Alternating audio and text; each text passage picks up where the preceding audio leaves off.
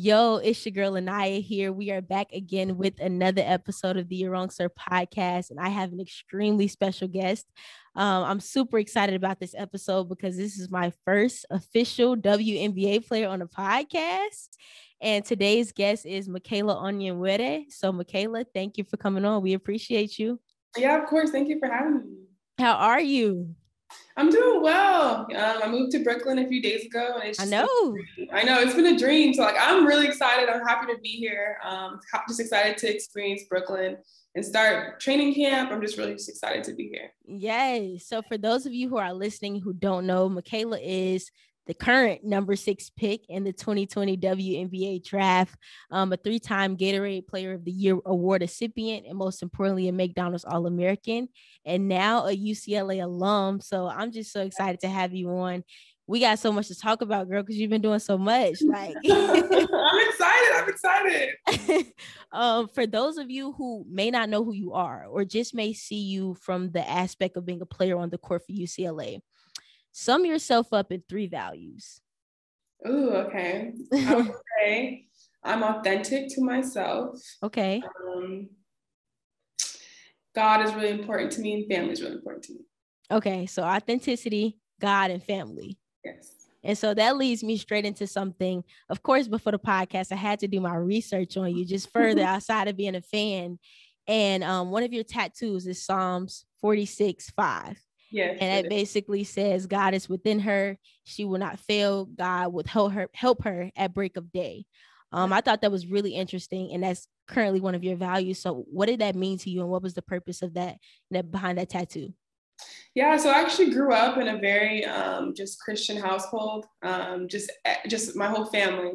Yeah, and me so, too. So reading the Bible, obviously. And so I came across this scripture, and I just felt like it spoke to me, even from the day, like probably when I was like 12 years old, I was like, this is my favorite scripture. Yeah. And one day I was like, I'm going to get it tattooed. Like, I'm going to get it tattooed. But just even deeper than that, just knowing that just you have the power of God within you, and you cannot fail, you will not fall with God by your side. It's just so powerful. And it's something that I really do go back to all the time, is that regardless of whatever adversity I'm going through, God is within me, God is with me, and he's going to bring me through whatever I'm going through. And so that's just so powerful to me. I don't have many tattoos, but this is one that I figured that I really do need to get just to remind myself. And it'll be something that I'll always fall back on regardless of any situation. That's amazing. I can relate to. I have another favorite Psalm scripture, and that's she is clothed with strength and dignity, and she rides without fear of the future. So that's my one. Like, I got that on my wall. Like, that's I love it. I was thinking about getting a tattoo too, but I'm too scared. Like, I'm scared it's gonna hurt. It did hurt. I mean, it did hurt. I have like 4, and I got some, like, I have one on my ribs, I got on my ankles. The ankles hurt, but this one honestly didn't hurt that bad. So like, if you want to get it here, it's not that bad. It's cool. Okay. Yeah, I'm feeling confident now. And I mean, honestly, like, you touched on it. You're in Brooklyn. I mean, you have a whole new life now. Like, your life is transitioned in the span of a week or two, like, literally. Yeah. And so first things first, like, you were the number 6 pick, like, in the 2021 WNBA draft. Like, I ain't gonna never experience it, but I love for you to describe the feeling, because that's like amazing, literally. Yeah, like you said, it was just so amazing and so surreal. And like, when I was kind of like preparing for the draft, it's just like, okay, like, we don't know where I'll go. I was talking to a bunch of coaches, and so it really was up in the air about where I would have went. Yeah. But I'm just so grateful again that New York chose me, that I'm in Brooklyn. And I remember this draft day, I was so nervous, so anxious, and like, everybody kept asking me, like, how do you feel? Where are you gonna go? And I was like, I don't know.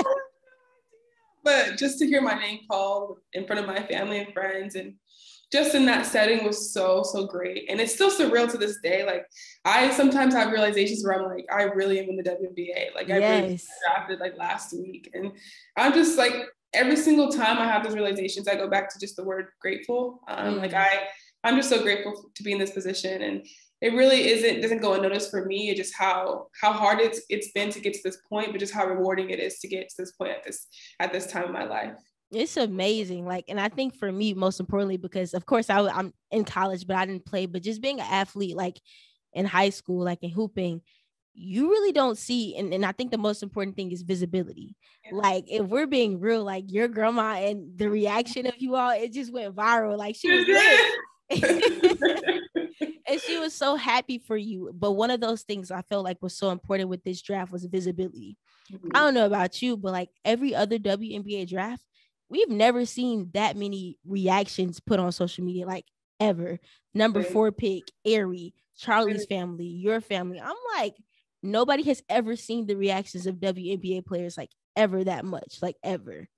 No, you're so right. And like it's just so important with women's sports, especially like if you put the product in front of people, people will watch. And I feel like that's kind of been like the disconnect for a lot of people is, oh, people don't watch women's basketball, they don't watch women's sports. Well, you don't put the product in front of people, people are not going to watch it. Exactly.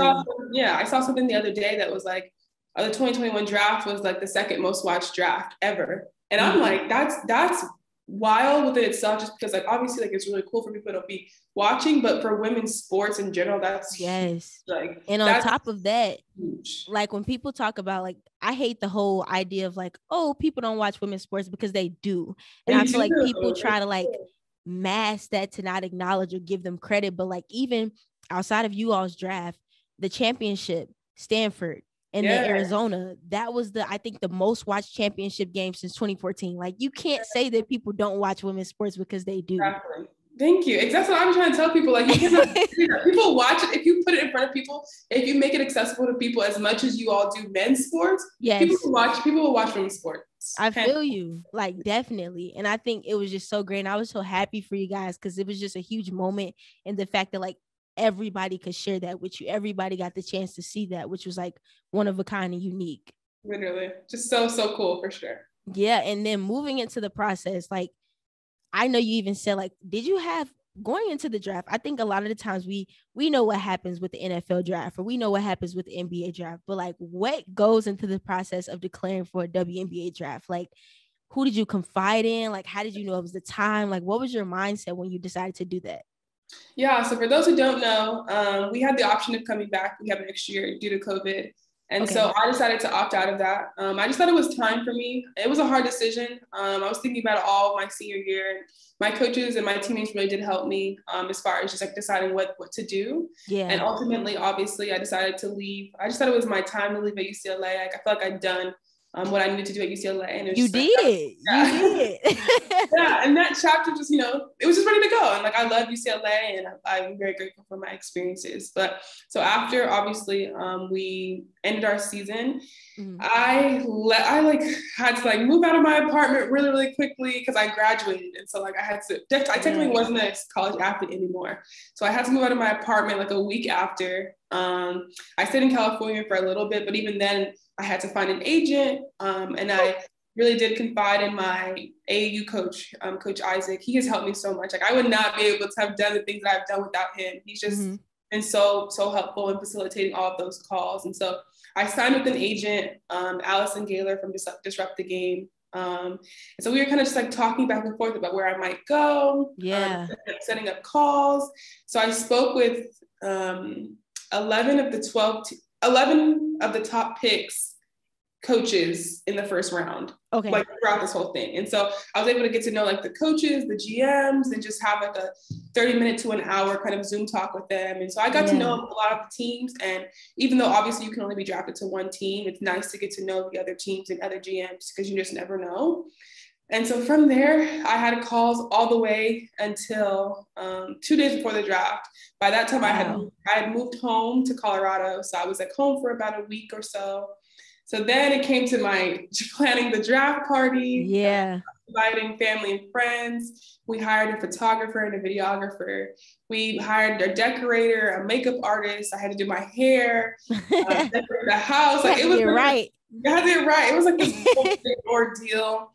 And the day came and it was like hectic, but finally, like it finally happened. So it was like a very long process in a short amount of time that I had to figure everything out. But yeah, because you declared March 29th and like, I mean, that's less than a month. Getting all of that together, I couldn't even imagine. And then one thing I'm really curious too, I know like with NFL players, we always, first of all, teams are always going to like scout you. So they know all your information when they get on a phone call. Like they know everything about you. Outside of that, like, what are the calls like? Do you have to discuss schemes in a way, or different plays that they have, or what are they, really, if you can go into detail about that a little bit? Yeah. So a lot of the calls, honestly, surprisingly, were more so just kind of getting to know who I was as a person. I feel like that's better. Yeah, at that point, they kind of know, like, they've watched film, especially with COVID year. They weren't able to come in person, so you have to be able to watch film. Right. So they already watch film, they watch your game, they know what kind of player you are. So they really are just like getting to know like who you are as a person, what your family's like, what's your background, what are your hobbies, like what do you think your strengths and weaknesses are on the court, what can you get better at, like just like very general questions. And so it was like pretty easy because it was a very like chill interview. It was just talking about stuff, and so that's kind of what the calls were more so kind of centered around. And so yeah, I had great conversations with every single person I talked to. That's amazing. For me, I would love if it's more just like a get to know me, because I feel like it's more pressure if you're sitting right here like, okay, y'all do this, and this is the type of defense y'all have. Exactly. Y'all play this. I couldn't imagine. And I'm curious too. I actually had a podcast about this. I know people had a lot of concerns and worries, and a lot of top even WNBA vets and players. There are only 12 teams, and of course, I think we should push for more, and I think there will be more in the future. But it was a huge concern that this pool had so much talent. Like, this draft class was extremely talented, and on top of that, there were lots of you. Like, even before the championship game with Arizona and Stanford, there are 52 women who declared. And everybody's concern was, hey, like, salary cap might only be 11 spots. Yeah. How do you have confidence in yourself to not let that type of doubt, when there are just so many people, like, really believe in yourself, like, hey, I'm gonna still take this leap of faith, and whatever happens, like, it happens? Yeah, I think it just comes down to foundationally where I'm grounded, and I play this game for fun. I play this game because it really brings me joy. I love competing with people who are like-minded, and so I think it's easy, not easy, but it's easier to kind of take that leap of faith when you know where you're grounded in. And I love basketball, and so I know how hard I've worked. The people around me know how hard I've worked, and I've built that confidence, and I've earned that confidence in my work, and so I knew that this was going to be hard. Like, I knew that it was a weird year. Like, I knew that it was just different this year. And I know that, like, a lot of the people who declare, like, it's going to be very tough to make a team just because the WNBA is the highest at the highest pinnacle. And I knew all of this coming into the season.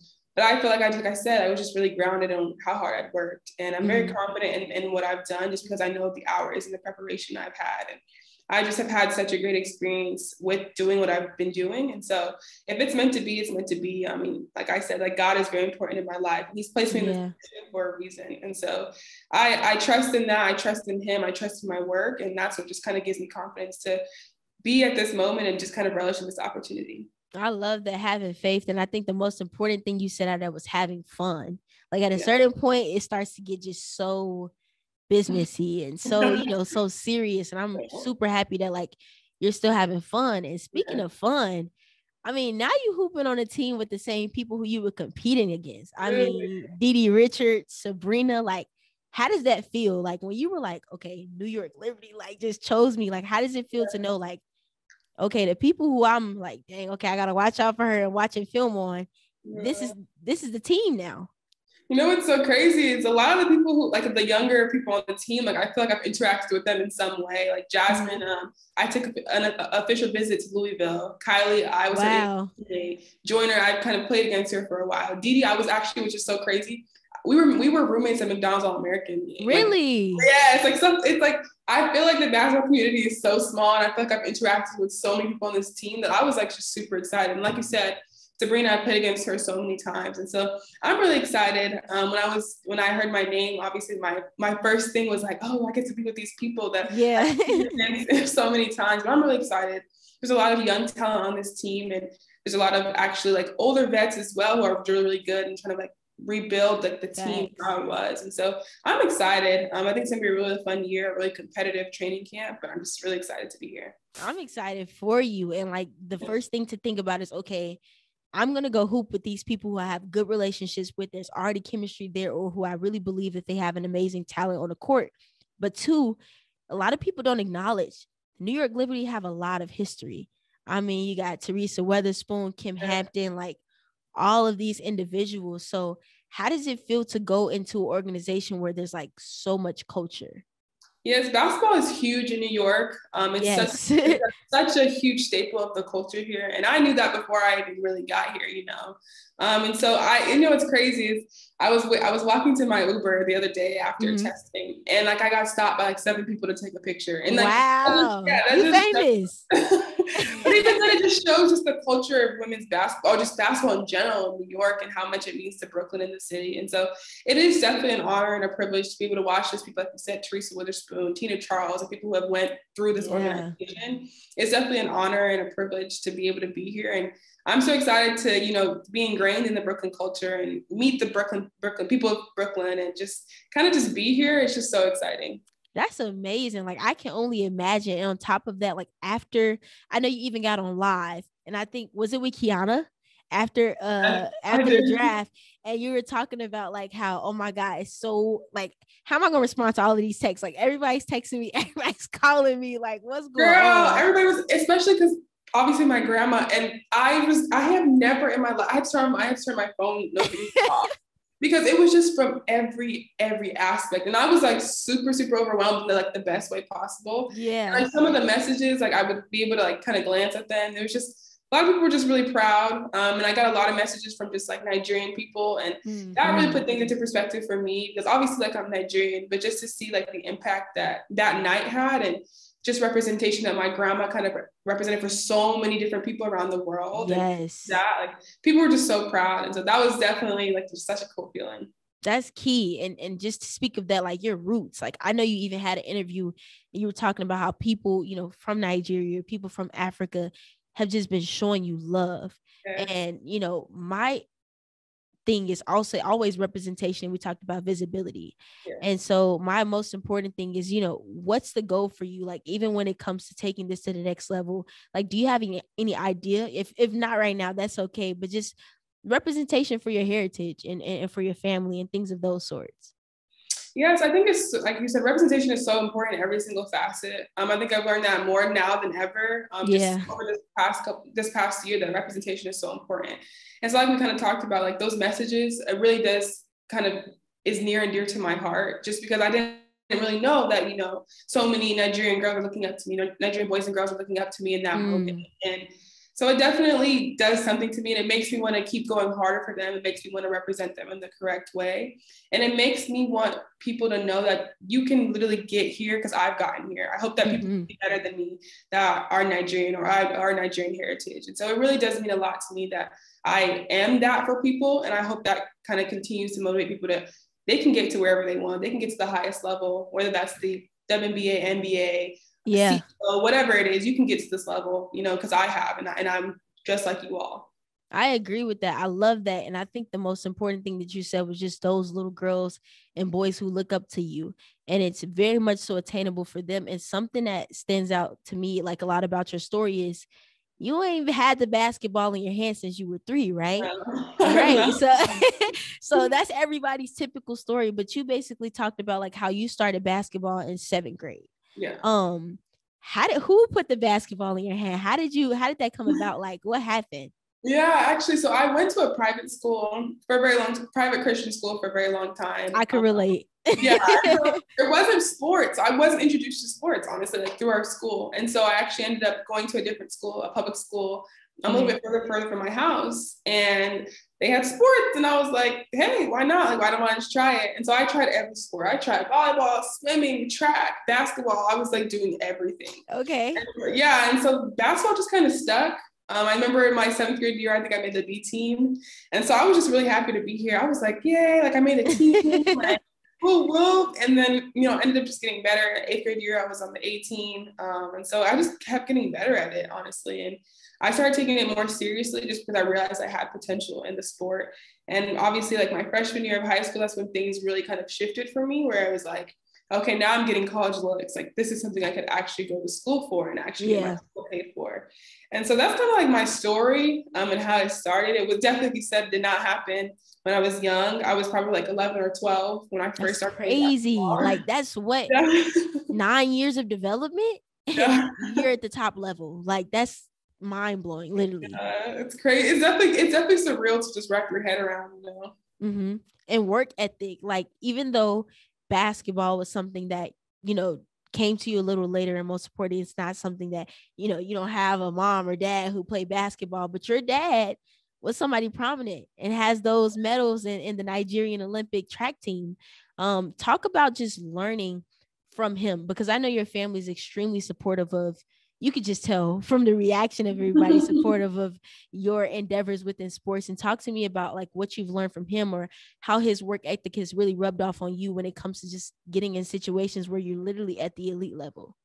Yeah, like you said, my dad has reached the highest pinnacle of an athlete's career. My dad was in the Olympics, the 1994 and 1998 Olympics, representing Nigeria, running track. And so I always saw the medals growing up, and he would always just tell me stories about how he would win or he would lose or like whatever. He's just a very animated person. So it would just be story time for sure. But he would just always tell me something that stuck with me is like, if obviously this translates more in track, but he'd be like, if you're second, you're the first loser. And he would always tell me that. And I'd be like, Dad, like, whatever. Like, that. You know, like, I'm not going to hear that, whatever. But it really did stick with me because obviously, just to get to this point, you have to work so hard. And it's not so much competing with anybody else than really rather yourself. And so just being the best person that you can be every day, wanting to grow and really have that work ethic was so important. I think it's definitely something that him and my mom both instilled in me. But from an athlete's perspective, he's been through it. He's been through every single step. He's been to college. He's been to the Olympics, the highest of the highest. And so I really did learn a lot from him. I've taken and will continue to take just lessons that he's had and his experiences. Yeah, that's amazing to have that mentorship under you, because I know a lot of individuals don't have people in their family who've been to the highest level. So that's amazing. And it kind of shows that root in your bloodline too. But let's backtrack. Got to high school, you getting looks. Where does UCLA come from? Like D1 offer, like how you feeling? Yeah, so you know what's crazy is I actually hated the recruiting process. I hated it. Like, you ask anybody, my head coach, you would ask me now, she probably didn't think I was going to come to UCLA because I hated the recruiting process. Literally, I hated it. And so like I told you, started getting mail after my 9th grade year. And so I was like, oh, wow, like this is something I could really do. And then I think like maybe like my sophomore, junior year or something like that, you can start getting calls from coaches or something like that. And that's when my phone just started going crazy. Like I was just getting calls from everybody. Like you could get the mail, and I was just so overwhelmed. And so I think from there, I took 5 official visits. I went to Arizona State, Tennessee, Duke, Louisville, and then obviously UCLA. And I feel like when it came down to it, at that level, like everybody kind of has the same facilities. Like you're a really great basketball program. You have a great education system. But I just felt like UCLA was the best of both worlds for me, both academically and athletically. The year before I came, they just went to the Sweet 16. They had a great team. And I feel like I just connected with the women on the team. But then I felt like, obviously, academically, like one of the top public university in the country. Like, how can you really pass that up? How could you pass that up? I feel you. Yeah, and then just like what Coach Corey, she would talk about, she just had a vision for me that was different than everybody else. She talked about how she wanted to help me grow as a person and as a player. And a lot of other teams weren't talking about that development in both areas. And so she had a vision for who she wanted, for who she saw I could be as a woman. And that really attracted me to UCLA. And it wasn't really just about basketball for UCLA. It was, look, you can be a basketball player, but you can also be a great student, a great person, and this and this and this and this. And that really did attract me to UCLA because I knew I wanted to grow in all facets of my life. And now, like on the other side, 4 years later, I can definitely say that 100%, I feel like I've grown so much in every single way. And Coach Corey's definitely kind of stood on her mission, and I'm just really grateful for her. Yeah, that's amazing. And I know a lot of people, even listeners, are just curious. What's the transition like from being a student athlete in high school to a student athlete in college? Because I know that's something totally different. It is. You know what's crazy? I remember my first summer at UCLA. Whew, that summer, it was rough. Like, I'm not even going to sit here and try to lie and sugarcoat it. It was the roughest summer of my life. Like, just to go from, like, the level of school to the workouts, I was like, this is something I had never even seen. And people were telling me, like, yeah, it's going to be hard. It's going to be a hard transition, but you're going to be okay. Like, you're fine.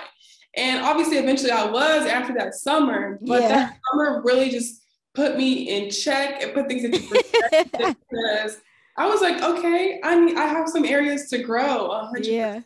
Because I was like, this is where I came and this is where I needed to be at that level. And I just wasn't there, you know? And so I think that gave me just some perspective where it's like, I need to grow and just kind of stay patient. And it was hard. It was like freshman year was the hardest year, like it is for most college athletes, but it definitely taught me so much. And now looking back, like I'm so glad I had that freshman year because it definitely taught me so much. But it's a hard transition. Like there's nothing that can really prepare you for a college season, honestly, to be completely honest. To any high school athlete out there, there's nothing that can prepare you for a college season unless you're in college. And so once you get in it, it's gonna be tough, but just be patient with yourself. Be still confident in yourself because you're there for a reason, but it's gonna be tough. It definitely is. I can only imagine, like, and just balancing that when you're taking academic serious too, and then you still try to hoop, and then I mean, don't do yourself a disservice. Like you got that freshman year and made history, and you was hooping, so don't do that. Like you were still hooping though, which is amazing, and like to see your progress being a fan over like 3 years, like has been amazing because every year continuously getting better, developing your three ball, developing your game and your handles, etc. What would you say have been the key components of where you've literally gotten better? And like when it comes to your game and hooping, what have you taken from your UCLA coaches? Yeah, I think that it first started honestly from an exit meeting I had with my coach. And those are just meetings that we have after every year, just kind of evaluate just what's going on with you that year. And I remember after my freshman year, my coach sat me down and she was like, I need you to be the go-to player. I was like, Coach Corey, what? That's a big load to feel. Yeah, I was like, I just got here. What do you mean? I'm just here. Like, I was coming off the bench playing my little 20 minutes. Like, I was like, no way she was the go-to player. And so I really did take that to heart. And that summer, I really just worked my butt off every single day that summer, just working on various things that they had put together for me, whether that's just like expanding my range, expanding my handles, honing on things that I was already good at, but really just kind of improving what I really wasn't good at. Yeah. And so every year, that was kind of my approach to the game is my coach needed me to get better for my teammates, for my team. So that's exactly what I'm going to do. And so that's why I did it. Yeah.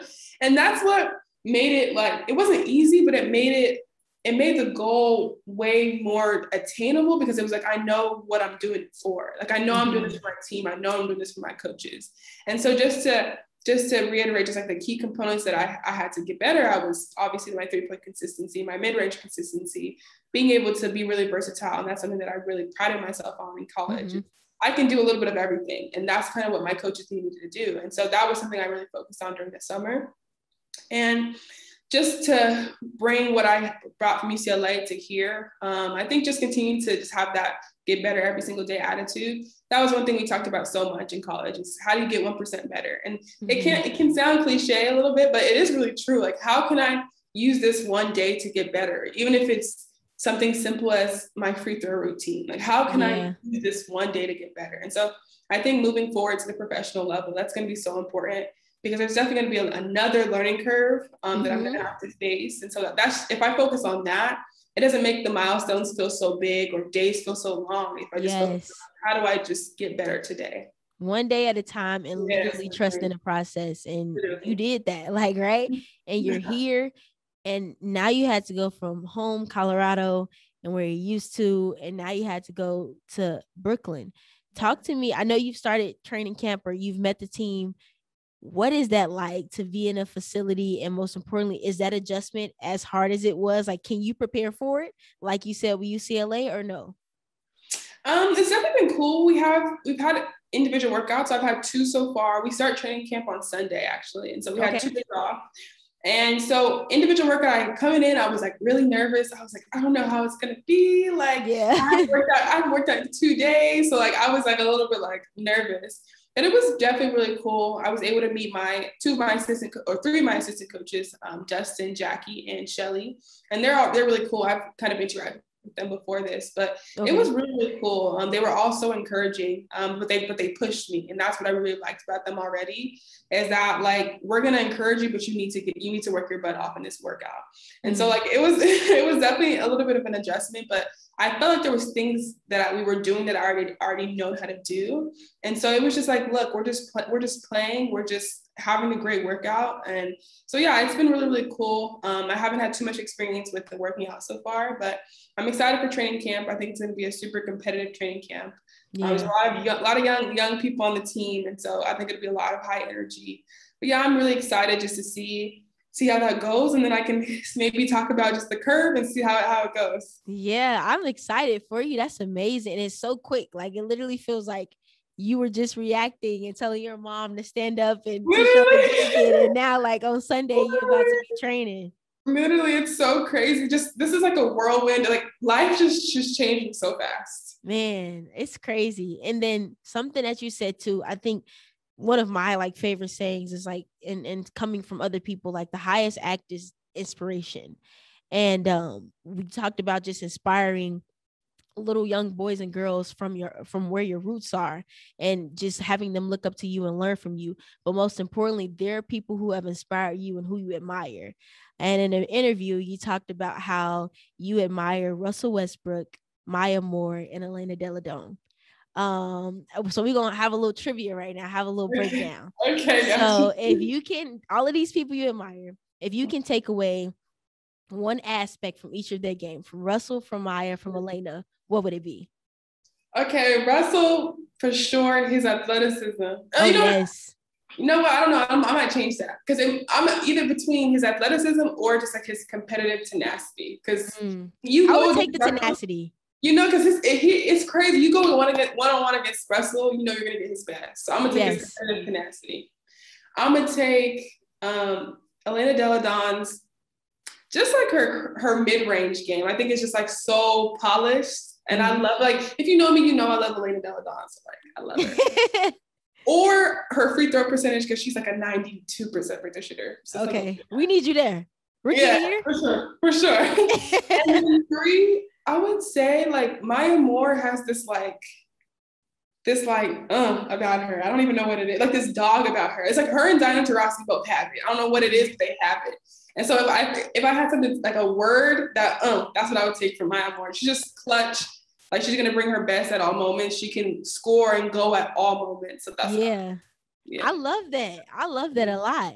That's dope. And we're gonna be looking out for that. So we got competitive tenacity, free throw percentage, and just that dog demeanor. Yeah, that dog. She just has people just have it. She has that. Like, she's just like can turn it on like that at any moment. I love it. I agree. And then we got a little more trivia. So now you're a pro player. Can't call you a collegiate athlete anymore. But if we could go back like a month or two to your UCLA time, let's say you're playing a forward, right? What's your all-time college starting 5? You include it. Or maybe does it have to be all time? You can do all time, or you can do this year. And this has to be college athletes. Yes. Okay, from this year. Okay. I'm definitely taking Aaliyah Boston because she's okay. I'm gonna take one of my teammates, Charisma Osborne. Yeah, take your teammate. Charisma Osborne, yes, she has to be there. So we got the 5, I'll put a 4. Charisma will say she's a 2. So we need a 1 and a 3. I'm gonna take as a 1. I'm gonna take Aries. Aries a dog. Yeah, she is. Aries a dog. For the 3, I'm gonna take Ryan Howard. Okay. Sure. Yes. I like this lineup. Yeah. That would be cool. And let's see. Okay. WNBA starting 5. You can include yourself or you cannot. Whatever you want to do. Okay, I'm not gonna include myself because there's not yet. Okay. The 1, does it have to be current at all? No, do you? Okay. 1, I'm gonna go with Dawn Staley because she was just a bucket. Yes. For sure. 2, I'm gonna go with Diana Taurasi. She's the GOAT. Dog. 3, I'm gonna go with Maya Moore. Okay. 4. You got to choose wisely now with this 4 and 5. It's a lot of options. I know. Okay, I'm gonna go with my girl Elena Delle Donne as a 4. I have to. To. And then the 5. So many options. I'm gonna go with Sylvia Fowles. That's interesting. I'm gonna go with Sylvia Fowles. Okay, I like that. So we talked about all of these things, people you admire, what we're looking forward to, etc. So just document this. Let's say if you watch this podcast or you listen to it next year, after you've had your rookie year, after you've made your progress, what do you want to what you want to see from your rookie year self? Like, what should the fans be looking for from Michaela? You're gonna see somebody who is authentically me, super high energy, just super genuine. I just, like I said, I bring a lot of energy, but just even on the court, I'm somebody who really, really just does whatever I can for the team. I don't really set a lot of goals as far as like this and that, but I would love to be like on the all rookie team. Just because I think that I have, like I said, I have confidence in myself that I'm meant to be here, you know, like You I'm are. supposed to be here. And so if that's something I could shoot for, like that would definitely be something I would really be proud of myself of. But if not, just being the best teammate I can be and just contributing in any way that the Liberty needs me to, and just doing what I need to do to, you know, help my team. I love it. I love it. So y'all hear, everybody's listening. This is what we're looking forward to. You heard it here first. A year from now, I'm gonna be like, yo, Michaela, look, this is what you said last year. Did it happen? Like, what's going on? So yeah, I appreciate you so much. This is amazing. Like I said, first WNBA player to be on a podcast. Like, so I'm super excited. I'm super excited and grateful to have you. Been a fan of yours and just really looking forward to just seeing what you're going to do on the court. Y'all have a young and amazing team. And I think just with all of the pieces that's coming, Charlie, Wings, the Dream with Aerie, like all of these teams, what? Lexi just went to Chicago Sky. You got Candace Parker there. Like, it's a lot of pieces. Like, it's a lot of pieces. So I'm just extremely proud of you, excited for you, happy for you. And like I said, visibility, like this is the main reason why I started the podcast. Because for even me, like, I don't know about you, but I watch All the Smoke and I Am Athlete. And typically we don't see women with a podcast, and especially like not around our age. And so having that visibility and people and seeing you guys in those positions just really motivates me. So I thank you so much for agreeing to come on. I appreciate it so much. And I'm just looking forward to your success. Thank you. And I really had a great time just joining you. And I'm proud of you for starting this. Like, it takes a lot to start this. Like you said, there's not a lot of visibility as far as women starting their own podcast. So I support you. I got your back. I'm happy that I was able to be, you know, the first on here. I know I won't be the last. Thank you.